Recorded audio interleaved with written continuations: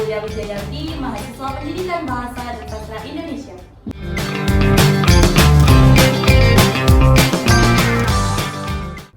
Releasing Engine, perkenalkan mahasiswa Esperanza Pulau Jawa Daerah.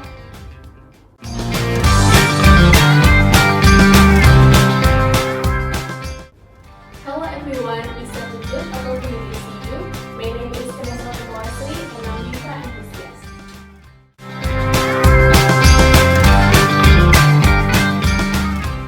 Halo semua, selamat datang di kanal YouTube aku episode ke-6.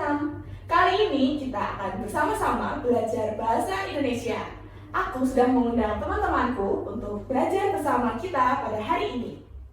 Kali ini kita akan bersama-sama belajar bahasa Indonesia. Tema pembicaraan kita kali ini adalah gunakan bahasa Indonesia, lestarikan bahasa daerah, dan kuasai bahasa asing. Nah, langsung saja kita tanyakan pertanyaan yang pertama kepada teman-teman. Yang pertama, bagaimana bahasa selain bahasa Indonesia berpengaruh pada penggunaan bahasa Indonesia yang baik dan benar?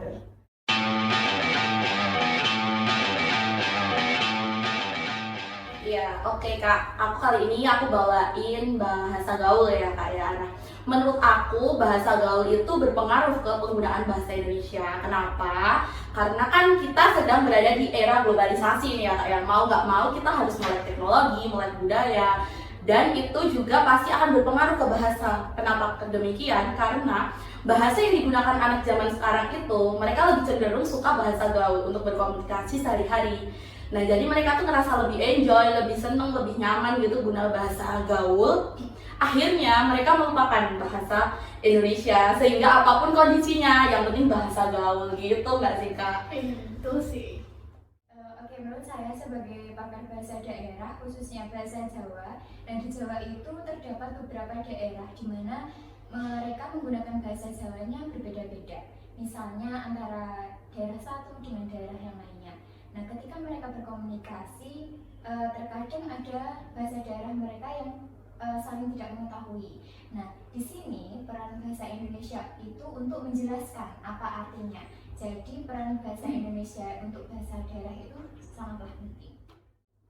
Oke, nah kalau misalnya dari sisi bahasa asing ya, khususnya bahasa Inggris, itu kalau ditanya ada pengaruhnya atau enggak, itu sangat berpengaruh. Dengar-dengar nih ya, kalau misalnya bahasa Indonesia itu sekarang sudah dijadikan sebagai bahasa di sidang PBB kan. Nah, itu adalah salah satu bukti bahwasanya bahasa asing dan bahasa Indonesia itu saling berkaitan, saling berhubungan gitu ya. Nah, hubungannya apa? Sekarang itu bahasa Indonesia, kita sebagai manusia Indonesia ya, rakyat-rakyat Indonesia lah, kita nggak bisa hanya di sini-sini terus, kita butuh ke luar negeri, butuh hubungan bilateral. Nah, untuk itu kita juga harus bisa menguasai bahasa asing. Itulah kenapa dalam tema hari ini kita membahas juga tentang menguasai bahasa asing. Karena tanpa adanya bahasa asing, bahasa Indonesia itu ya udah terpaut di situ aja, nggak bisa berkembang. Jadi menurut saya bahasa asing itu berperan penting dalam pengembangan bahasa Indonesia juga. Gitu Mbak Paulina. Oke, terima kasih teman-teman atas jawabannya. Jadi sesuai tema kita hari ini yaitu gunakan bahasa Indonesia, lestarikan bahasa daerah, dan kuasai bahasa asing. Karena teman-teman, ketiga bahasa tersebut itu sangat berpengaruh bagi diri kita, seperti yang sudah dijelaskan teman-teman saya tadi. Oke, gitu ya. Jadi selanjutnya, pertanyaan yang kedua nih, kira-kira apa kelebihan dan kekurangan penggunaan bahasa tersebut, bahasa daerah, bahasa Indonesia, dan bahasa asing pada kehidupan kita?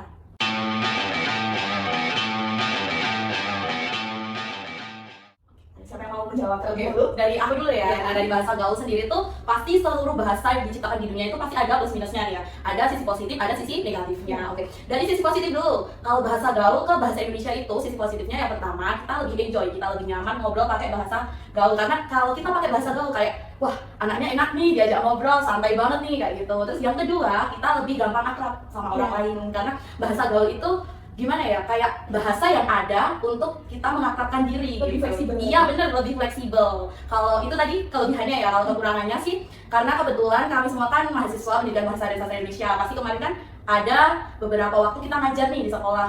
Mereka anak-anak didik kita pakai bahasa gaul nih, tapi ngobrolnya sama guru. Kan jadi kayak kurang sopan santunnya kurang dan kurang etis menurut saya. Kalau di luar jam pembelajaran itu nggak apa-apa, tapi kalau di dalam dunia akademik rasanya kayak kurang sopan gitu aja sih Kak. Ya, jadi ada kelebihannya tapi juga ada kekurangannya. Iya, bener. Jadi yang pertama ya Mbak, dari kelebihan bahasa daerah untuk bahasa Indonesia. Nah, kelebihan bahasa daerah itu yang pertama untuk memperkaya keragaman yang ada di Indonesia. Yang kedua, tanpa adanya bahasa daerah, bahasa persatuan bahasa Indonesia tidak mungkin ada. Nah, kemudian dari kelemahan. Nah, kita kan mahasiswa ataupun guru. Kadang di sekolah kan kita juga bertemu dengan murid, begitu ya. Nah, itu kadang ketika di dalam pembelajaran murid itu mencampur antara bahasa Indonesia dengan bahasa Jawa, di mana kegiatan sekolah itu termasuk kegiatan yang formal. Nah, untuk kegiatan formal, pencampuran antara bahasa Indonesia dan bahasa Jawa itu dirasa kurang pas. Begitu. Oke, terima kasih atas jawabannya. Untuk kemudian kepada Mbak Enes, kira-kira menurut Anda apa kelebihan dan kekurangan penggunaan bahasa asing untuk kehidupan? Oke, yang pertama mungkin kekurangan dulu ya. Nah, untuk kekurangan kurang lebih sama. Penggunaan bahasa asing atau bahasa apapun yang tidak sesuai dengan konteks itu pada sejatinya emang nggak benar ya, kurang benar. Ya. Jadi sama aja sebenarnya penggunaan bahasa Inggris yang dia tidak di tempat yang tepat itu juga akan mempengaruhi kesopanan dan keoriginalan bahasa itu sendiri gitu. Nah, untuk kelebihannya ini ada beberapa nih Mbak Paulina. Yang pertama nih, kita sekarang udah banyak banget siswa-siswa yang datang dari luar negeri, terutama UNS, banyak banget nih Mbak. Nah, kita sebagai mahasiswa sendiri ya, sebagai mahasiswa kita nggak bisa berteman dengan mereka tanpa adanya pendekatan alami, terutama dalam bahasa Inggris gitu. Jadi pertama bahwa kita adalah mahasiswa, berkomunikasi sangat penting, bahasa Inggris itu penting.